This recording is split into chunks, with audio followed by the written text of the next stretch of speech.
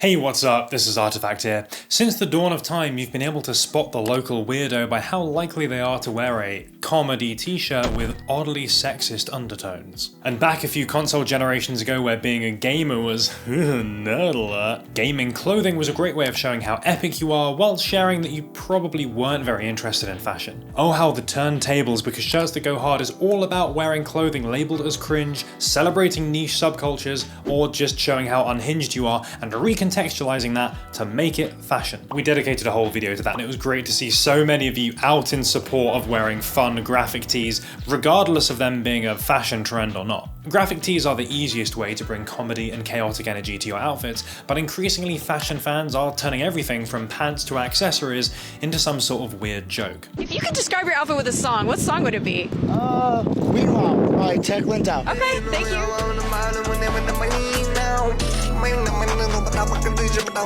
First question, what does this wave of weird clothing look like? I could tell you, but it's easier if I show you because I've got some cool examples right here. And then we'll ask why clothing like this seems to be popular. I've got both a cynical explanation and a more optimistic one. And finally, we'll talk about how you can adopt this into your own style in a way that comes across as authentic and not exceptionally cringe. I'll also introduce a load of cool, interesting brands using post-ironic ideas or fun gaming and tech references, which you could put on your radar. Has dressing cringe become cool? And could that be a good thing? Let's find out.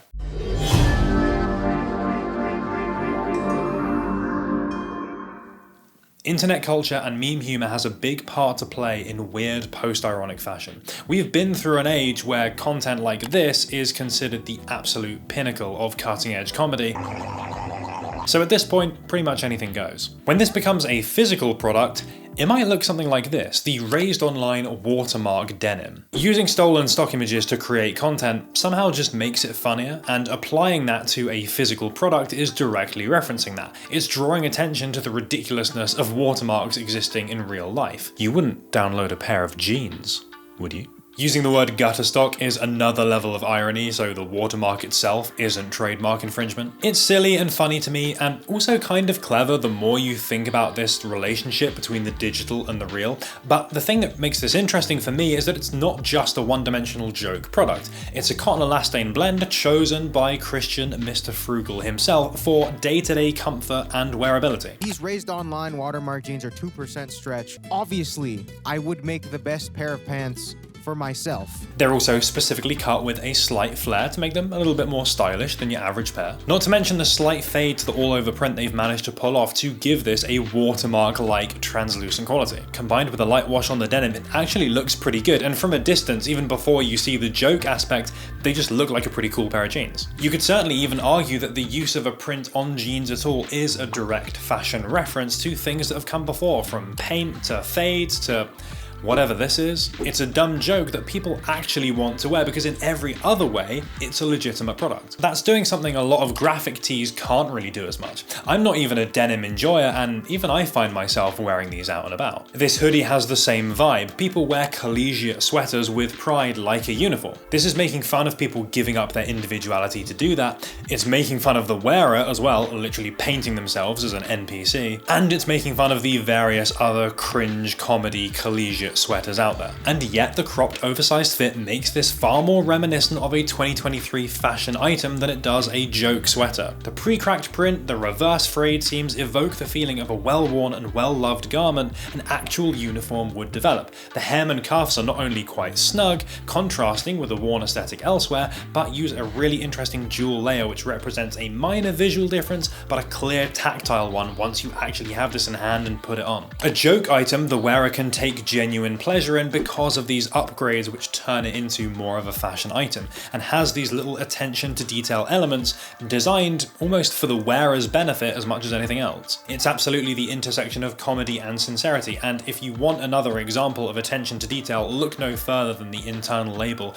where they've managed to squeeze the entire Navy SEAL copy pasta on. The whole brand idea is full of stuff like this. The site, the social channels, the clothing itself all links to internet culture and brings it into the real world through clothing. And I'm not trying to say clothing like this utterly turns the world of streetwear on its head like it's nothing we've ever seen before, but clearly it does have aesthetic value, not just satirical value. They'd still be nice fitting, fashionable jeans and hoodies without the watermarks and without the NPC text. These two things they sent to me a few months back and the recently released tonal black versions both sold out pretty much immediately, so clearly there is some demand for this stuff. Question is, why though?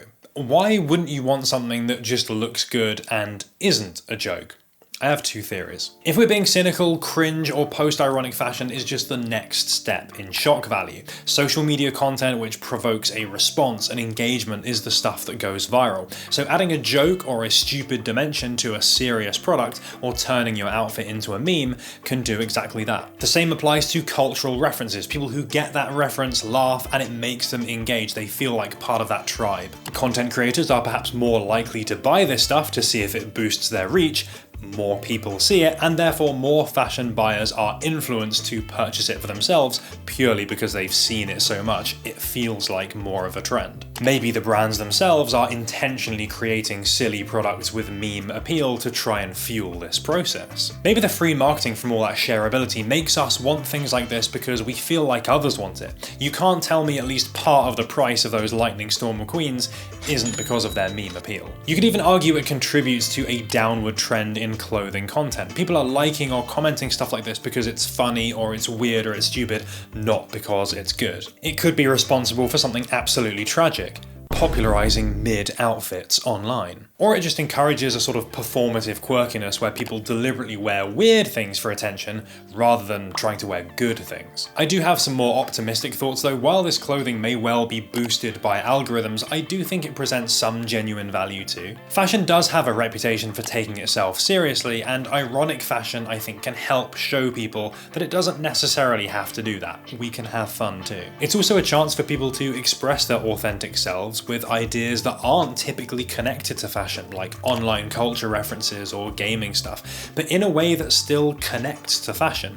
whether that be in the cut, the fit, the design. There are lots of ways things can be elevated above a joke product, or even if not, just wearing them in a fashion context is often enough to get the same idea across. And you don't need to buy a specific viral product in order to do that. You don't need to be seen wearing the particular brand of the moment. It's a lot more vibe based than other kinds of trends. That gives you a lot of freedom. Related to that, there's also less financial pressure. Sure, you could invest in brands like Balenciaga or Vetements who really do this sort of idea quite a lot and trade on that shock value pretty heavily. More recently, Loewe, Louis Vuitton have done similar things that have these clear references to online culture and the digital world. But it's being driven by thrift pickups and smaller independent brands who are charging less money for their stuff. You can take part in this trend just as authentically with a $5 tee pickup, arguably even more authentically. It's probably a mix of all of these factors, good and bad, which has allowed post-ironic clothing to gain traction.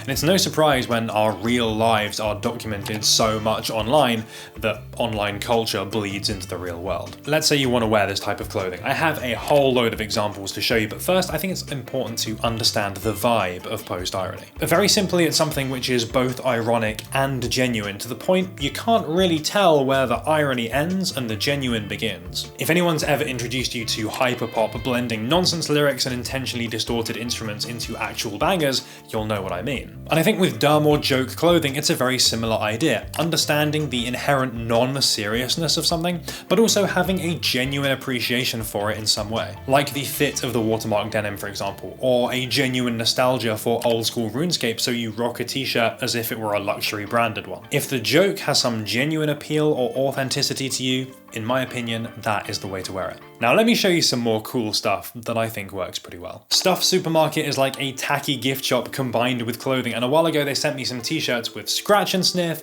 with a snow globe attached, with glow-in-the-dark elements, and my favourite, a hoodie with some bath slippers attached, and a fun little pom-pom on the hood. It's all stupid ideas which makes for funny social media content, but also has a real genuine tactile quality behind all this stuff. You want to show people the scratch and sniff tech, you want people to squeeze the little snow globe stuff, or use your chest slippers as pockets or something. Also, the clothing comes in these cool cereal boxes which furthers the supermarket vibe. Drought used early internet culture and nostalgia to create accessories, sneakers, even homeware items. Skate 3 coaster is exactly my sort of niche. I picked up this Apple necklace from them a while back, which looks great, super cute, and came in a really cool themed box, which makes it feel more like a collector's item and evokes genuine nostalgia. Free socks as well, I can't complain. And a very similar theme, Nik Bentel is an artist and designer creating small run referential items. A vase inspired by Van Gogh's painting, an ink-themed bag executed perfectly right down to the metal hardware, and this little card holder that he kindly sent me. Can you see a theme here? A giant version of the Mac folder icon. So fun, people will love seeing this, and it's genuinely handy for carrying a couple of cards. He has a whole ecosystem of similar designs too. The website experience and the box really evoke that cool, nostalgic design. Another individual creator is Gavin South, who, while not explicitly creating cringe clothing or post-ironic stuff, still fits the same vibe to me with this cat cartoon design they've come up with and applied to a bunch of different items. It's familiar yet unfamiliar, cute but often panicked, and with this slightly chaotic art style which reminds me more of Pizza Tower than it does a highly polished modern cartoon. And he's just shown pictures of some new characters, so this world is developing over time, which I kind of like. These brands are relatively small or lesser known, so you're getting things a bit more unusual or that others won't have seen, which I think is a really nice idea. But that doesn't mean that some more established brands can't do this sort of thing as well. I think Dime is a great example of this. They're a skate brand who have a whole bunch of different referential graphic tees, from RuneScape to Winamp to old graphics cards, but they still have the coolness of a skate brand to back it up. And then alongside the silly clothes, they have loads more mature streetwear designs too, even collaborating with Asics on a genuinely great looking shoe. Part of this ironic fashion aesthetic absolutely includes brands who are capable of being silly when they want to, but cool when they need to. Haunted Starbucks, need I say more, they're dropping a new collection soon, and if it's as live, love, laugh as their previous stuff, it's going to set a new standard in having people question whether they're being serious or not. And I know this isn't a t-shirt video, but I'm hitting you with some more anyway. At the moment, drop oddly specific themed tea packs, including cheese-based food, graphic design tools, and furniture. Everything has a pleasingly retro finish, making it feel a bit like a thrift shop find, and their recent High Snobiety collab is only going to further increase their profile. Slaughter Bootlegs release one tea at a time in pretty limited quantities, often using pop culture icons, remixing that into something that goes surprisingly hard. And yes, a year or two ago they did a RuneScape tea, which is why I'm including it, and a bunch of other cool fantasy themed stuff as well. Speaking of fantasy themed, gym rat brand Anabolic Apparel inexplicably released two Shadow Wizard Money Gang tees, which are like the Gen Z version of my Wizard Island tee. And EspionageVR again dropping limited quantity tees, this time based primarily on early 2000s video game IP. So if you want non-standard merch for Halo, Silent Hill, and Metal Gear, they're worth checking out. That's a lot of examples, and many of them are by design a bit stupid or a bit cringe, or at least designed with references and irony in mind, and not just trying to be really cool clothes. But all of them just have that little sprinkle of irreverence, weirdness, enough to let people know that you don't take yourself too seriously, or that you have other interests besides fashion without it completely taking over. If the Sambas and some light wash straight leg jeans are the on-trend uniform right now, adding a silly graphic tee to that I think is going to work perfectly. Or an accessory referencing the obsolete tech many people grew up with, or switching the jeans out for the watermark ones, which can be both a statement and a cohesive part of a more serious outfit. I think the flexibility of post-irony makes it something you can really get creative with and make personal to you. I really enjoyed playing RuneScape as a kid, so as a result I will happily rock some old school RuneScape merch. I'm still super into gaming. I even made a video about it recently, which I'll link in the description if you want to hear me talk about something completely different. Wearing this stuff in a fashion context is cool because expressing things you have genuine enthusiasm for is cool, and ultimately it's going to make you feel good about wearing it, even if it is also a bit of a joke. Because if people think it's dumb, you can just be like, haha, yeah, I know, right? I'm so silly. What a crazy guy I am. But if you find someone else that shares that interest, you can totally nerd out about Beyblades or Silent Hill or whatever it might be. Having fun, feeling good, both of those things are positives in fashion in my opinion, and while I wouldn't want to wear this stuff all the time, or I wouldn't want my entire wardrobe to be full of meme-based clothing, I'm glad that it exists as another potential option. What do you think though? Does comedy have a place in your wardrobe, or does all this stuff just come across as mega cringe to you? Or is there another angle that maybe we're not exploring in this kind of fashion landscape? Let me know what you think here, and if any of the clothing that I've talked about here appeals to you. I would love to hear your thoughts, so please stick that in the comments, and if you enjoyed the video, please do give it a like. It really does help out. It is massively appreciated. And of course, I will be back very soon with the next one.